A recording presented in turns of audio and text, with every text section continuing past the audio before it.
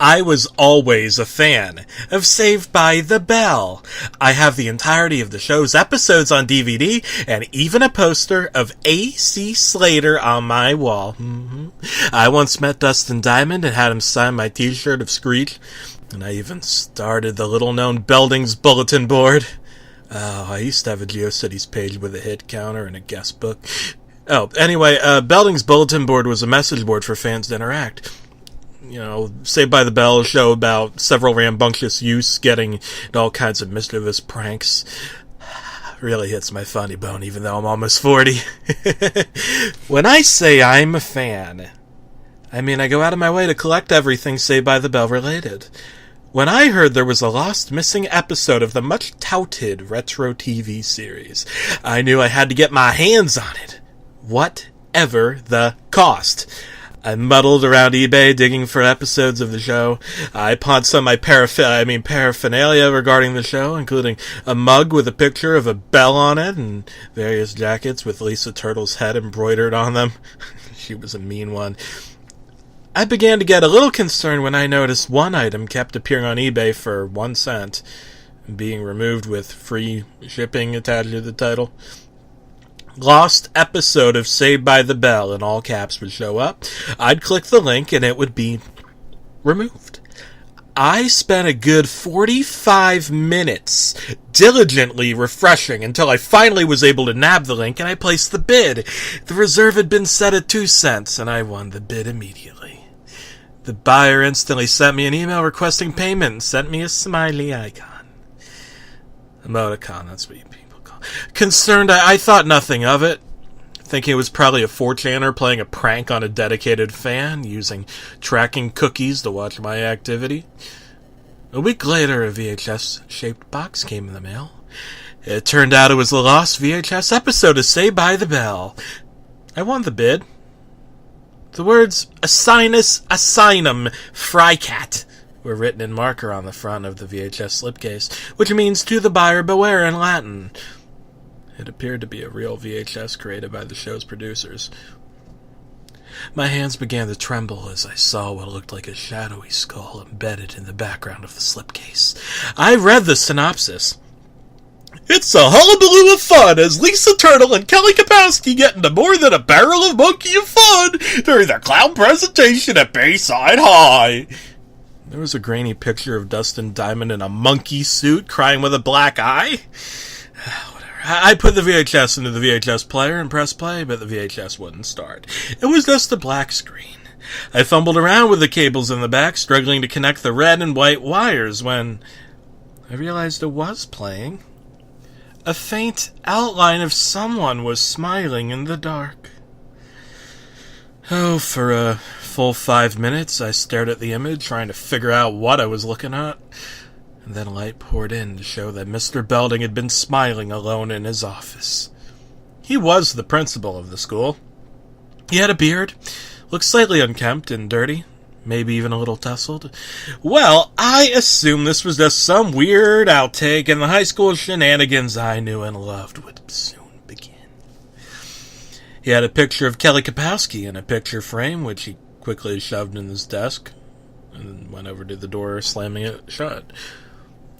The film clip cut off, and then I heard the outro music play as we cut to the hallway where the kids usually did their shenanigans. Zach Morris opens his locker and a plastic skeleton fell out. Lisa Turtle screamed. The prank was a huge success, he laughs. Mr. Belding walks in very angry. Stop stealing the school skeletons, he yells. He picks up the skeleton and carries it off into the janitor's closet and locks the door tightly. I assume this wasn't a typical Saved by the Bell episode. Perhaps a Halloween episode that never aired. The audience wasn't laughing, but they were there. You could hear them breathing, sighing, coughing. Zach looks at the camera, breaking the fourth wall.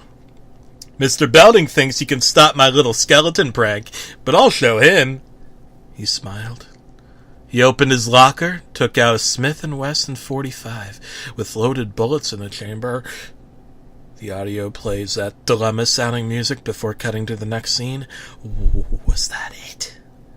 The scene was only 60 seconds. Never in the history of Saved by the Bell, the Saved by the Bell program, has gun violence in high schools been addressed. I assume this had been an episode about proper gun control. I mean, it had to be, otherwise something strange was going on. There's a shot of Mr. Belding in the Max, the cafe where the kids often ate. He looked rather sinister, and he's doing something in the kitchen area before he runs away mischievously. The shot just sits still, and the camera seems more steady as the students enter. They all order milkshakes. As they drink them, Screech enters wearing a monkey suit. "Well, this is no barrel of funkies or a barrel of fun," he says. But the audience doesn't laugh, even though that's supposed to be funny. A.C. Slater, the school tough guy, seems enraged. "That's not funny, you little prick," he says rather bluntly. He starts to flex his muscles. Screech primes himself for a comedic rebuttal. "Slater, you got an appointment with Fate, and Fate's got curly hair." He lifts his little spaghetti arm and Slater punches him in the face. Screech bursts into tears and falls over crying and screaming. The severe trauma to the head seems to have caused a slight concussion. He rolls over to his side, and you see blood pouring from his nose. Using one arm, he lifts up Screech and slams him into the table.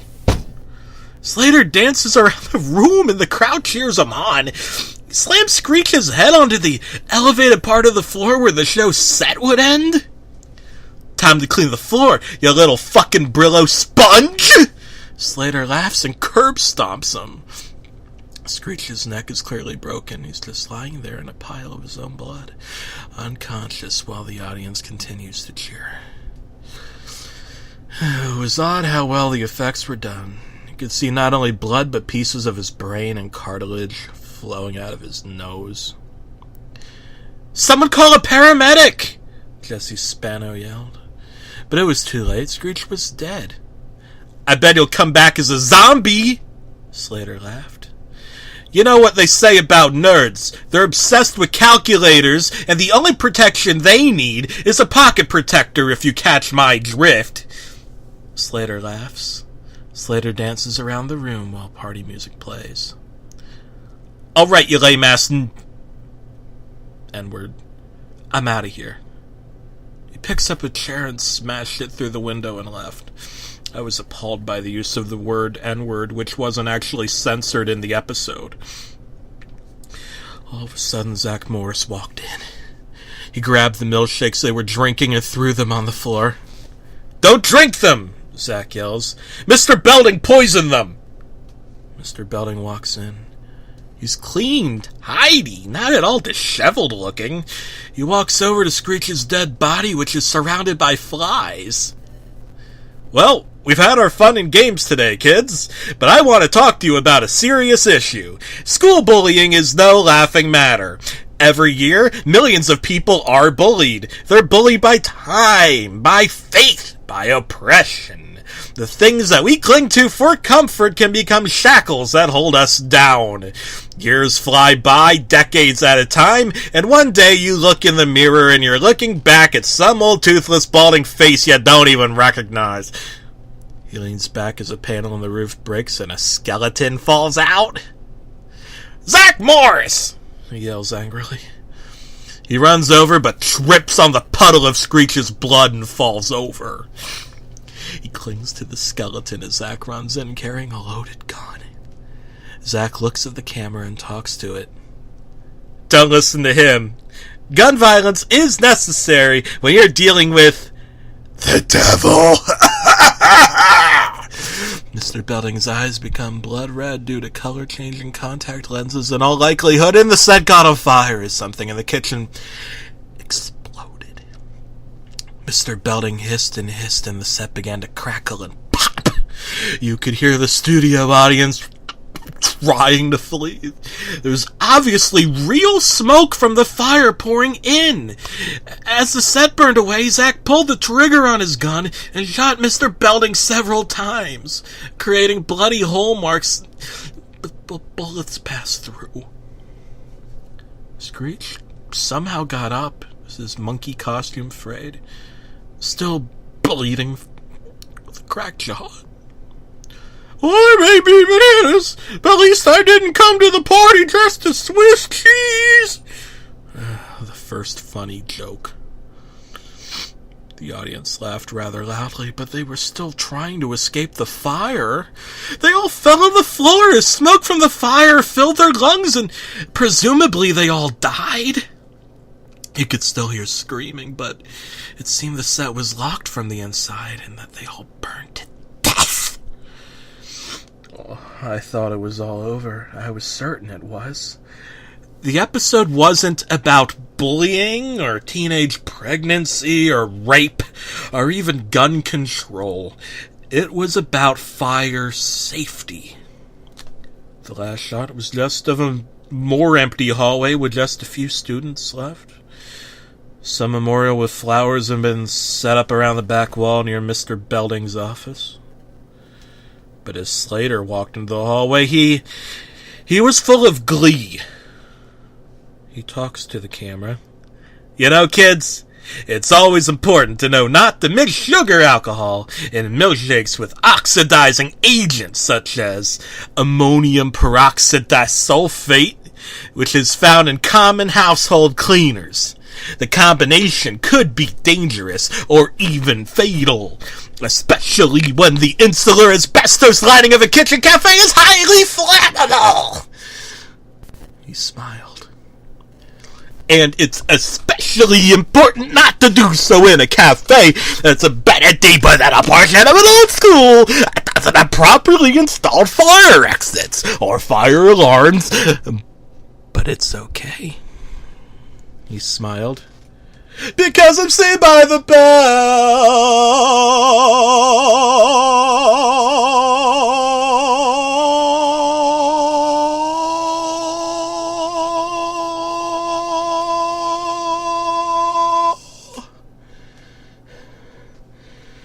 Now, if you excuse me, he smiled wider. I'm going to show these ladies how to practice some real gun control.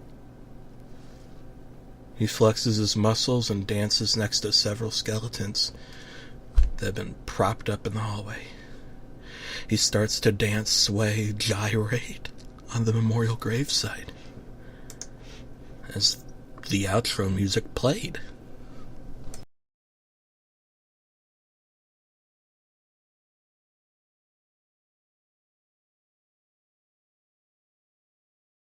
Taco Bell, Taco Bell, Taco Bell, Taco Bell, Taco Bell.